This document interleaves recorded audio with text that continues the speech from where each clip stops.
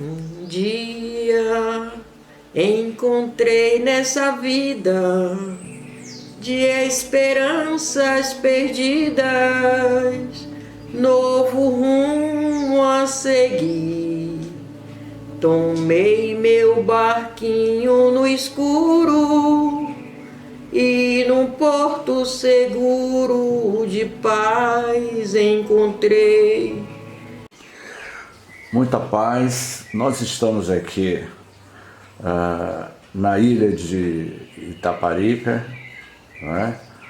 No estado da Bahia, é uma das ilhas paradisíacas do nosso território brasileiro. Estamos aqui para produzir um documentário com algumas personalidades, figuras que certamente têm marcado a história do espiritismo aqui na ilha de Itaparica, com o Centro Espírita Irmã Maria da Graça. Nós vamos iniciar esse documentário em homenagem aos 37 anos dessa instituição, com a presença de alguns confrades que certamente fez história e está fazendo a história da Irmã Maria da Graça. Nós estamos aqui na residência de senhor Henrique Amaral, que ele vai falar o local onde nós estamos, que espaço é esse, ele vai se identificar. Muito bom dia, senhor Henrique. Bom dia, James. Suas ordens, comovido aqui com esse projeto em torno dessa criatura que todos nós amamos, Maria da Graça. Então, meu nome é Henrique, né? Henrique Amaral. Vim para a Bahia em 1976 para trabalhar, já vim numa equipe do polo petroquímico, né? Já era espírita e vim aqui para Salvador trabalhar no polo. Isso foi em 1976. Nesta data, procuramos a Mansão do Caminho para uma atividade espírita, fomos acolhidos, recebidos de Valdo, Nilson, pessoal da Mansão do Caminho, onde começamos a trabalhar. Nosso trabalho na equipe mediúnica, nas reuniões de segunda-feira, nesta data. Isto correu durante alguns anos. Ficamos trabalhando durante 10 anos seguidos na Mansão do Caminho, fazendo um atendimento com a homeopatia do lar, com a botica que nós tínhamos como uma delegação dos bons espíritos através de Eurípides Barçanufo e Langerton. Então começamos, né, com a botica lá na Mansão do Caminho, durante alguns anos. E, na sequência, 1991, 92, nós fizemos a casa, né, casa de veraneio, aqui na ilha de Itaparica, e viemos para cá começar. Eu estava nesse ano me aposentando, 92, e estava com proposta, né, eu mesmo, ideia de trabalhar. A nossa ideia era ir trabalhar um pouco fora do país, né? Eu, com a minha especialidade com trabalhos de química e de projetos, durante esse tempo todo tinha visto uma experiência bastante interessante. E conhecia muito essas firmas de engenharia e interagia muito com eles. Então, o que nós estávamos pensando, Déia e eu, era apanhar um desses ofertas de trabalho e morar um pouco fora daqui do Brasil. Mas isso foi um pensamento. Quando nós chegamos aqui em 92, já começamos a vir regularmente aqui em Itaparica, aqui na casa recém-construída, nós recebemos um convite, né, dos bons espíritos, o nosso amigo, nosso irmão Langerton Neves da Cunha, que era um trabalhador muito ligado lá em Uberaba ao Chico Xavier e também a Eurípides Barçanufo. E foi Eurípides Barçanufo, esse espírito amigo, que, através do Langerton, nos trouxe esse convite, em 91, 92. Olha, tem uma proposta para vocês trabalharem na área da saúde com homeopatia do lar. Aí nós dissemos ao Langerton, olha, a minha formação, né, profissional, trabalho em química, mas eu não tenho conhecimentos médicos, nem a ideia. Aí o Langerton falou assim, olha, o que o livro está dizendo é que quem virá fazer os diagnósticos e receitar os remédios são eles, os bons espíritos. E que vocês, como médios, é que estarão entrando. E aí nós começamos. Em 92 fizemos o primeiro atendimento da botica aqui em Itaparica e já fazíamos antes isso na Mansão do Caminho. E aí começamos, durante três anos, fazendo atendimento regular, com alguma erva que o Langerton nos trouxe em 92, e aí começamos. E uma coisa também, quando chegou depois de uns 2, 3 anos, foi que nós pedimos aos espíritos que gostaríamos de ter uma referência para a gente conversar. E eles falaram assim, nós viremos. E vocês, ao mesmo tempo, organizem um trabalho mediúnico de atenção a espíritos em sofrimento. E durante essas reuniões, vamos aguardar um tempo e nós conversaremos regularmente sobre a botica. E aí começou a história mais desenvolvida da botica. Nós fazíamos a botica de uma forma terapêutica simples. E aí os espíritos começaram a nos dizer assim, olha, agora nós vamos trabalhar com a homeopatia, além da fitoterapia. E aí começou uma história toda que demorou esses anos todos. Então, senhor Henrique, então, em que momento o senhor começou a se vincular ao o que mais tarde surgiria o grupo espírita Irmã Maria da Graça? A Maria da Graça mesmo foi em 91, 92. Mas já vínhamos de 10, 12 anos atrás na Mansão do Caminho. Tá, mas aqui em Itaparica, o senhor falou que em um certo dia o senhor encontrou com Dona Cessé. Encontramos a filha da Dona Cessé. Dona Marli. Marli não, era a Margarida. Margarida, porque ela, Margarida, é que dava passagem ao Espírito Maria da Graça. Tá, então nesse momento, nesse encontro, porque o senhor me falou que teve um encontro com eles, não é? Sim, nós tínhamos encontros regulares depois, toda semana. E onde era esse na casa da Dona Cessé, na Rua do Canal. Na Rua do Canal, em Itaparica, no Centro Histórico de Itaparica. Centro Histórico de então, Itaparica. foi ali que surgiram os primeiros contatos com a Irmã Maria da Graça. Foi. E quem deu esse título, esse nome a ela? Existia, foi a Dona Cessé, a Dona Cessé. Pessoal começou a chamá-la de Maria da Graça. Uhum. E todos vocês... E ela é muito discreta, porque se você for contar nos dedos, não tem mais do que 10, 12 manifestações dela através de médium durante esses anos todos. Então ela é discretíssima, não é muito.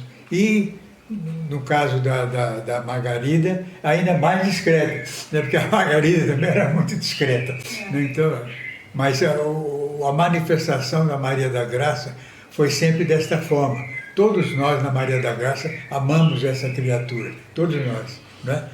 E poucos tivemos a oportunidade de falar com ela mediunizada em alguém, poucos. Nós, Déia e eu, tivemos. Porque depois de alguns anos, a Margarida, inclusive, foi morar na Suíça, que era casada com um suíço, Margarida, e a Maria da Graça, das vezes que ela vinha, que não eram com vasta frequência, ela começou a se manifestar através da Déia. Certo. Então, inicialmente, tudo começou na casa de Dona Cecé. Dona Cecé, mas houve um momento que o senhor, eu perguntei ao senhor, mas o nome de Maria da Graça é um nome português. E aí eu perguntei ao senhor, mas senhor Henrique, então Maria da Graça, ela foi o nome que vocês deram esse título a ela, mas provavelmente ela é um espírito oriundo lá europeu. E aí o senhor me falou, provavelmente, James, ela pode ter origem alemã ou holandesa. E aí o senhor falou que um pouco antes de Joana d'Arc, Joana Angélica. Joana Angélica. O que o senhor pode... Mas por que o senhor acha que Porque ela... foi a própria Maria da Graça, o espírito, ou seja, isso de que a gente não tinha, numa das vezes em que ela vinha, não vinha regularmente, mas os espíritos amigos da botica, nós temos conversas regulares, e a maioria delas gravadas, e temos, não é? Numa dessas vezes, Maria da Graça vem. E aí foi quando estava aqui o nosso filho, o Luiz Henrique, que começou a conversar um pouco mais com ela, mediunizada, a Dona Maria. E aí ela que começou a dizer que veio de um grupo de freiras holandesas, e que ela veio num grupo desse para trabalhar, não é? como freira, e trazendo uma experiência da área de saúde, no qual ela trabalhava como freira. E foi ela dizendo nesse dia, para o próprio filho nosso, Luiz Henrique, que foi essa afinidade com a botica e trabalho de saúde que a aproximou da botica. Tanto é que ela se disse, e se diz até hoje, como uma trabalhadora também da botica. Mas como a gente percebe, a lei de atração, a lei de afinidade, vocês percebem que senhor Henrique e Dona Dé, eles vieram de São Paulo, passaram um período na Mansão do Caminho com a botica, a Joana Angélica, que viveu no século XIX, ela é uma das reencarnações de Joana de Cusa. Depois ela vai aparecer em uma das suas reencarnações ao tempo de Francisco de Assis, na personalidade de Clara de Assis. Períodos depois, nós vamos ver aquela personagem reencarnada no México, não é? No século XVI, na personalidade só, Juana Inês de la Cruz. Ela desencarna ainda jovem por conta da peste e reencarna como aqui na Bahia, não é? Em Salvador. Ela se torna uma soteropolitana e vai se tornar Joana Angélica. Não é? E Joana Angélica, ela, como a história da Bahia, a história do Brasil nos conta, que ela, à porta do convento da Lapa, um soldado português atravessou com a sua bainha sobre o peito dela. Ela desencarna e, ao mundo espiritual, ela se vincula à equipe espiritual de Francisco de Assis e mais tarde vai se tornar Joana de Ângeles, que vai exatamente montar uma equipe espiritual no Brasil para trabalhar com a saúde. Então, senhor Henrique, diante dessas observações que eu fiz, A gente percebe que há uma missão espiritual da irmã Maria da Graça nessa grande equipe espiritual do Brasil, é isso? Olha, James, eu diria que sim, porque não é com coisa mágica, mágica amorosa. Ela desperta isso em todos nós. Todos nós que frequentamos depois o centro espírita somos confessos admiradores da Maria da Graça. Não é nada exageradamente no sentido. É uma amorosidade mesmo que ela nos desperta. E ela acaba sendo uma inspiradora permanente. Não só a mim ou a Deia, mas a todos os nossos amigos, companheiros, Ninha, que está aqui, Rosilda, a Luzineide, você que está chegando, daqui a pouco vai estar tão ou mais contaminados como nós, por essa amorosidade em torno dessa. Então, ela realmente é uma alma privilegiada. Senhor Henrique, na realidade eu já estou até me sentindo, eu digo assim, eu estou muito emocionado, muito contaminado, né? Que eu lhe perguntaria, foi o ano na qual o Centro Espírita Irmã Maria da Graça, né? O senhor poderia me contar como é que... Porque a gente tem algumas pessoas que estão aqui nos bastidores que vão dar entrevista, né? Que tem um relato da história aqui do Banco do Maria da Graça que eu fiquei muito emocionado com a história que a gente ouviu aqui, Dona Josefa contar, como é que aquele banco de madeira foi produzido. Eu disse, rapaz, são esses detalhes que nos enchem enriquece o relato que Dona Josefa, dentro breve, vai nos apresentar. Mas o centro, a data da fundação do centro na atual local. Olha, em termos de data oficial, nós não temos. Agora que estamos começando a fazer, nós sempre fomos de uma informalidade quase que pecaminosa, digamos, de não ter algo mais historicamente guardado. Mas nós começamos, o primeiro atendimento da botica foi na Maria da Graça em setembro de 1992, com o Langerton. E nessa época já tinha, primeiro, um terreno, esse terreno, onde foi construído um cômodo 4x4, que nós todos, naquela época, saímos a catar tijolo, nos fins de semana, de casa em casa, fomos juntando e fizemos um 4x4. E com mesas de tijolos. E ali nós começamos a nos reunir. Mesa e banco. Não é? Reunir com oração, mediunidade. Onde hoje é a cozinha, né? Onde hoje é a cozinha. Não é? Então, e daí, em 92, nós já estávamos com essa chamada 4x4 mais elaborada. E aí começamos a fazer o prédio que hoje tem a Maria da Graça, 92. Mas já fizemos o atendimento da botica lá, não foi em 92, primeiro atendimento. E estava aí o Langerton.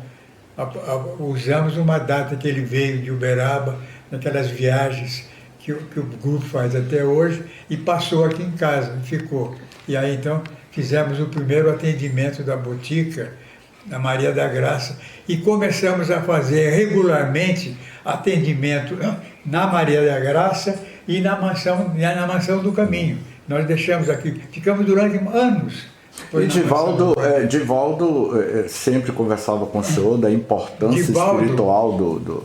Sempre, James. Quando nós recebemos, como eu já disse, a nossa ideia comigo era, eu já tinha como um emprego ajustado com a Cetal Engenharias, uma das construtoras de várias indústrias do polo. Eu ia trabalhar com a Cetal em outro, provavelmente até numa daquelas Oriente Médio, aquela coisa, mas ia ter um bom salário e ia andar um pouco. A nossa ideia era esse.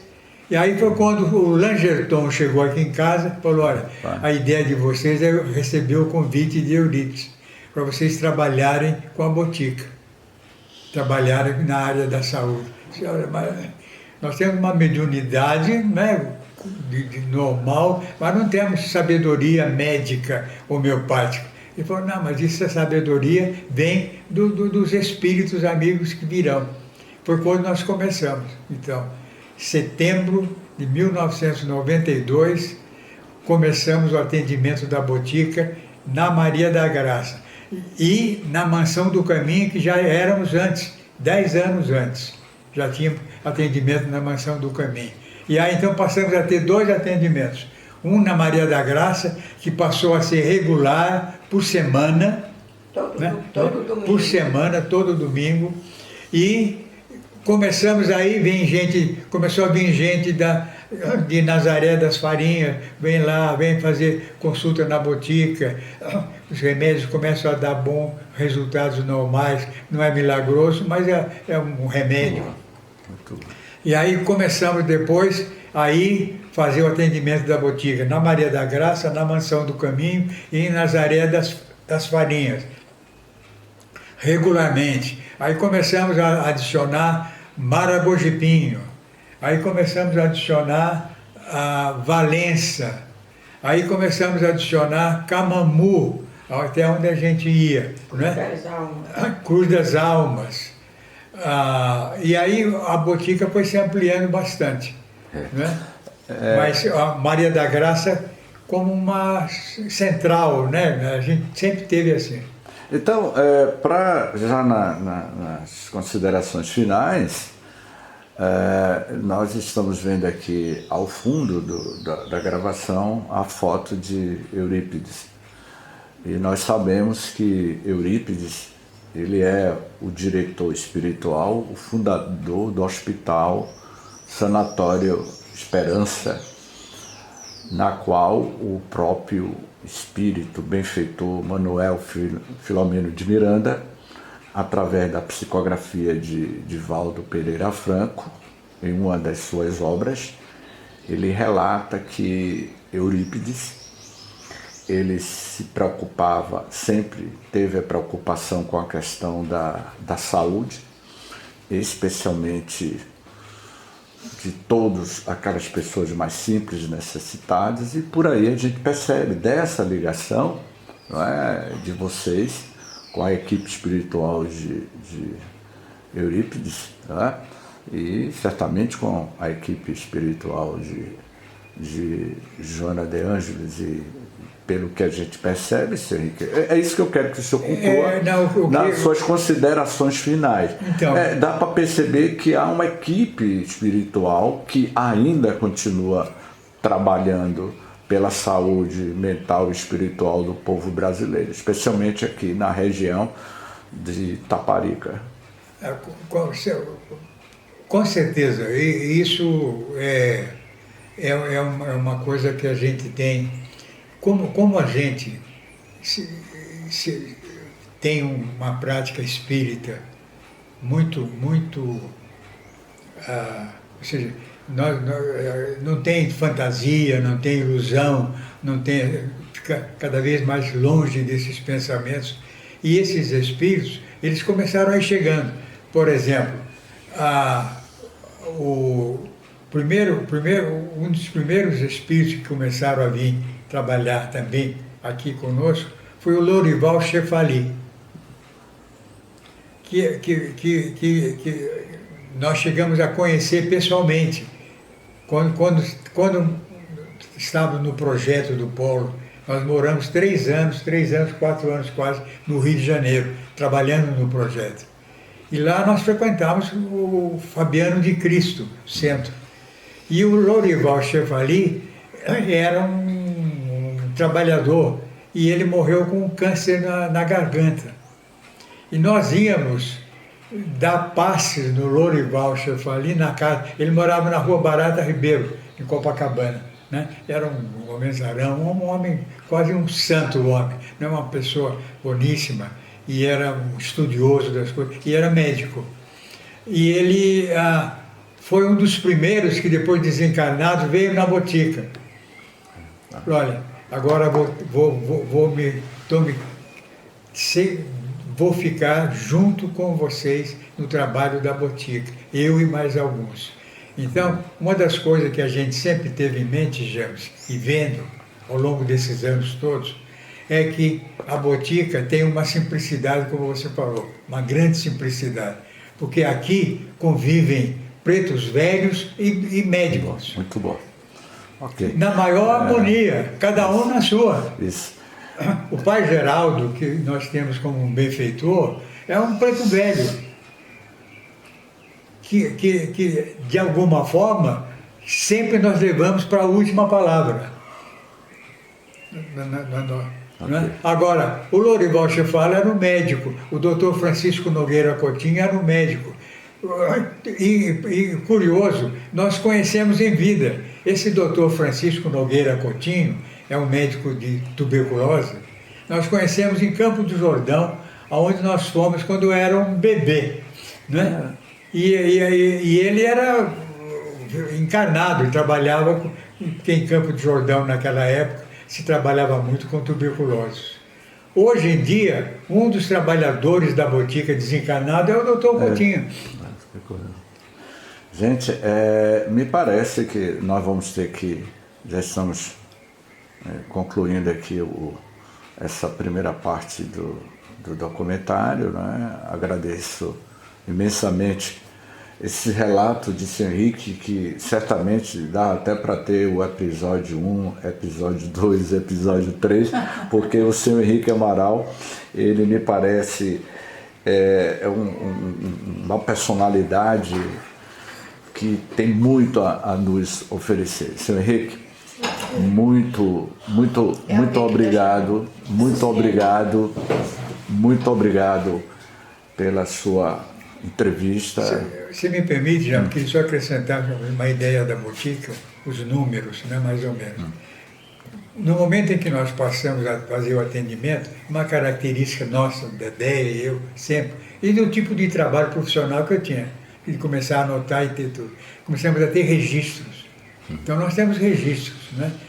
Esses registros mostram mais ou menos 220 mil atendimentos ao longo desses, desde 92.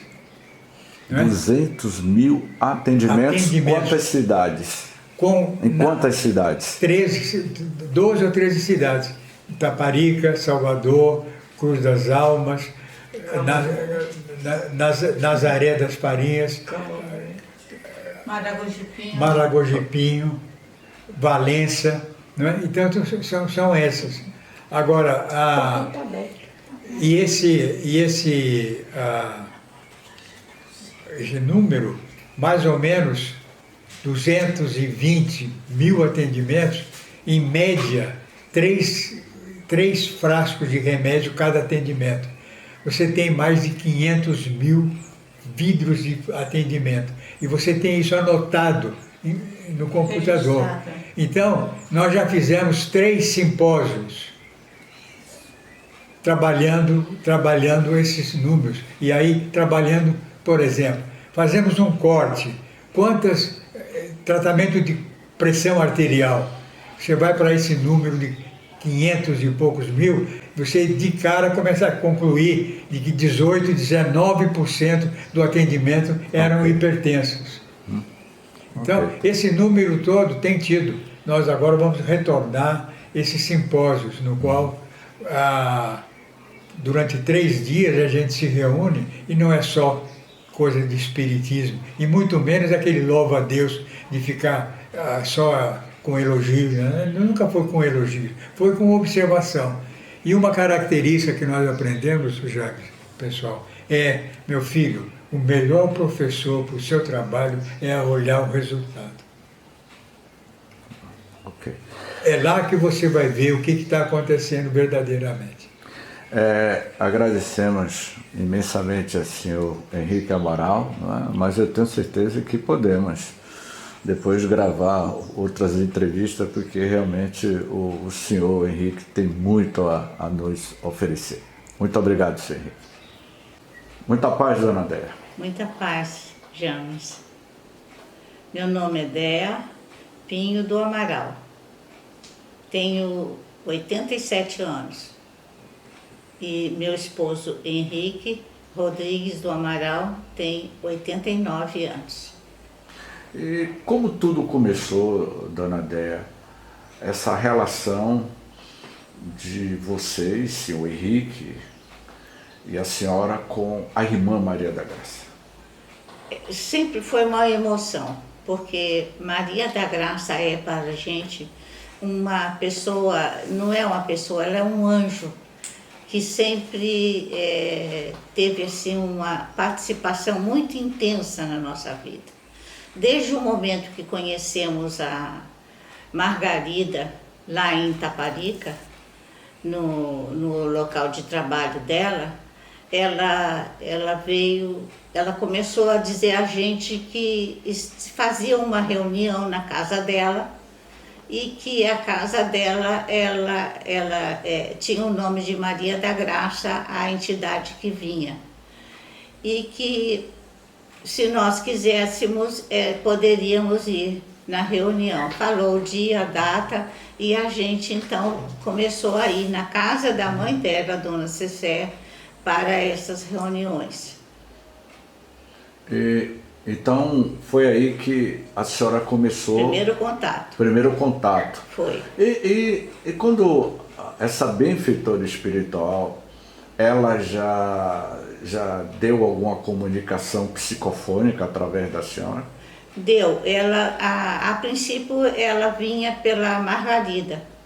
Lá na Maria da Graça mesmo, ela poucas vezes, né, Henrique? Muito pouco. Muito poucas vezes. Mas quando Margarida começou a se afastar um pouco da Maria da Graça, por motivos pessoais, ela por viagem, que ela foi para a Suíça, a Maria da Graça começou a se aproximar de mim. Eu ficava muito emocionada mesmo. E precisava até o Augusto sempre me ajudou nessa época, porque o Augusto Espírito, que vem através de Henrique, ele dizia: Dea, deixe Maria da Graça chegar, ela está aí. Aí ele me impulsionava e eu comecei assim, com um pouco de dificuldade, mas depois ela vinha com muita emoção. Então, durante esses longos anos de atividades ininterruptas, tanto na botica como os atendimentos mediúnicos, que a senhora Sim. trabalha no trabalho mediúnico, me faça um relato de um dos momentos que a senhora poderia dizer assim: olha, James, eu acho que esse foi um momento mais significativo que a irmã Maria da Graça teve aqui em Itaparica. Houve algum caso assim que muito chamou a atenção da senhora? No atendimento espiritual da irmã Maria da Graça? Ela era muito presente, James, muito presente mesmo. Não só eu, como todas nós, sentíamos muito a presença dela, mas ela pouco se comunicava. E eu tinha um pouco de dificuldades de trazê-la, porque eu não queria incomodá-la. Eu achava que isso não era necessário. E então eu não sei te dizer assim alguma coisa que me chamasse, porque essa atenção sempre houve, sabe? Sempre houve muita emoção, então eu tinha dificuldade por causa disso. Senhora Dea, Sim. aos seus 15 anos, na sua adolescência, a senhora já tinha alguma relação com a espiritualidade? A senhora em algum momento pensou em ser freira? A senhora já tinha alguma percepção da espiritualidade, de mais tarde se tornar espírita? Olha, James, eu gostava muito de igreja. Então eu ia muito à igreja e fui da cruzada, fui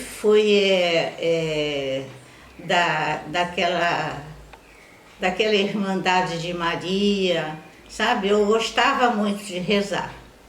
E ia em todas as festividades que tinha na igreja, Semana Santa, as novenas, participava muito.